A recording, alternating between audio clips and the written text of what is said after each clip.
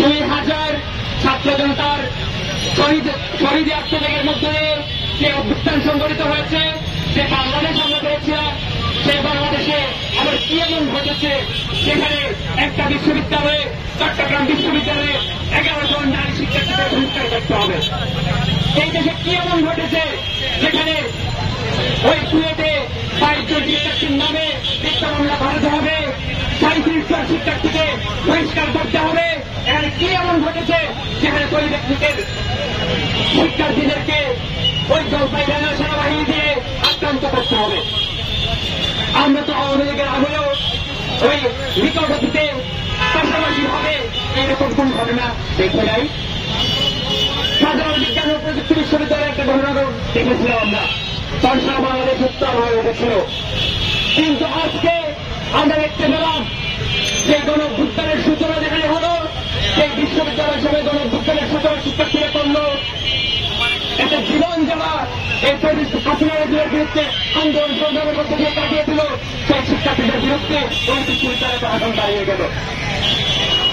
ওই চট্টগ্রাম বিশ্ববিদ্যালয়ে আমরা দেখতে পেলাম যে নারী শিক্ষার্থীরা গণতন্ত্রের জন্য কথা বলত, স্বাধীনতার বিরুদ্ধে কথা বলত, তারা বলত যে এই বিশ্ববিদ্যালয়ে কোনো মত হতে পারে না, গণতান্ত্রিক প্রক্রিয়ায়, গণতান্ত্রিক প্রক্রিয়ায় সকল ব্যবস্থা নিয়ন্ত্রিত হতে হবে।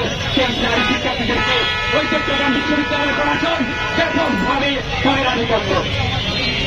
আমরা দেখতে পেলাম চট্টগ্রাম বিশ্ববিদ্যালয়ের প্রক্টর এই নারী শিক্ষার্থীদের উদ্দেশ্যে পানি ট্যাপের মতন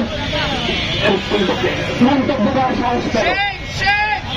আমরা দেখতে পেলাম চট্টগ্রাম বিশ্ববিদ্যালয়ের প্রক্টর ওই বিশ্ববিদ্যালয়ের সময় বিভিন্ন শিক্ষার্থীদেরকে হোয়াটসঅ্যাপে, মেসেঞ্জারে মেসেজ দিয়ে এই বক্তব্য, এই উস্কানি দেওয়া শুরু করলো, ওই নারী শিক্ষার্থীদেরকে বহিষ্কারের জন্য কোনো আন্দোলন করো।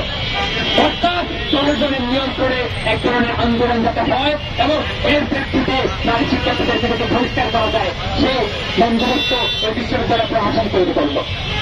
এবং যার পরিস্থিতিতে আমরা দেখতে পেলাম 11 জন নারী শিক্ষার্থীদেরকে প্রশাসন বহিষ্কার করলো। এখন পর্যন্ত এই শিক্ষার্থীরা আন্দোলন করছে এই বহিষ্কার প্রত্যাহারের জন্য, কোনোটা অর্থ হচ্ছে না। এই বিশ্ববিদ্যালয় তদন্ত হয় নাই, শিক্ষা করে নাই, শিক্ষা মন্ত্রণালয় তদন্ত করে নাই, অথচ এই সরকার, এই প্রশাসন অভ্যুত্থানের উপর দিয়ে গঠিত হয়েছিল। এরপর আমরা কি দেখতে পেলাম? গত ফেব্রুয়ারি মাসে আমরা দেখতে পেলাম যে কুয়েটে খুলনা বিজ্ঞান ও প্রযুক্তি বিশ্ববিদ্যালয়ে, বিশ্ববিদ্যালয়ে একটা হামলার ঘটনা ঘটল। আমরা দেখতে পেলাম শিক্ষার্থীদের আন্দোলনে বহিরাগত ছাত্র হয়েছে, বিএনপি যুবদল ছাত্রদল সন্ত্রাসীদের তারা হামলার শিকার হল ওই কুয়েটের শিক্ষার্থীরা। কিন্তু এই মামলা থেকে শিক্ষার্থীদেরকে নিরাপদ করতে বিশ্ববিদ্যালয় প্রশাসন কোনো ব্যবস্থা গ্রহণ করল না। একটা বিশ্ববিদ্যালয়ে বহিরাগত সন্ত্রাসীরা আগমন ঘটল, শিক্ষার্থীরা মার খেল, আহত হল, এমনকি সেনাবাহিনী সেখানে আক্রমণ করলো, সেখানে প্রশাসন কোনো ব্যবস্থা গ্রহণ করল না। বরঞ্চ এই প্রশাসন শিক্ষার্থীদেরকে অনিরাপত্তার মধ্যে ফেলে দিল। তারা বিশ্ববিদ্যালয় বন্ধ ঘোষণা করলো, হল বন্ধ ঘোষণা করলো এবং এই হামলা যারা ঘটালো তাদের বিরুদ্ধে কোনো ব্যবস্থা গ্রহণ করলো না, কোনো মামলা করলো না। পরবর্তীতে আমরা দেখতে পেলাম এই শিক্ষার্থীরা যখন হামলা বিচারের বিরুদ্ধে আন্দোলন করছিল, বিশ্ববিদ্যালয় খুলে দেওয়ার জন্য আন্দোলন করছিল, হল খুলে দেওয়ার জন্য আন্দোলন করছিল, সেই আন্দোলন দমনের জন্য মিথ্যা মামলা আশ্রয় দিল। যারা হামলা করলো তাদের নামে মামলা হলো না, যারা হামলার শিকার হলো, যারা আহত হলো, তাদের নামে 22 জন শিক্ষার্থীর নামে মিথ্যা মামলা দেওয়া হলো। এই হচ্ছে বাংলাদেশের বর্তমান পরিস্থিতি।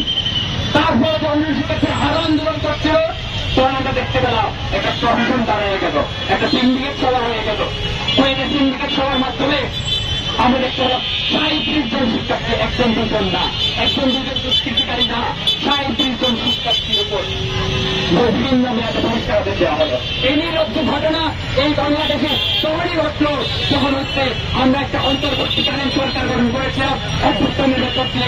আমরা 2000 শহীদের রক্তের মাধ্যমে এই বাংলাদেশকে গণতন্ত্রের থেকে যাত্রা শুরু করার কথা বলছিলাম, সেই বাংলাদেশে ঘটনা ঘটল।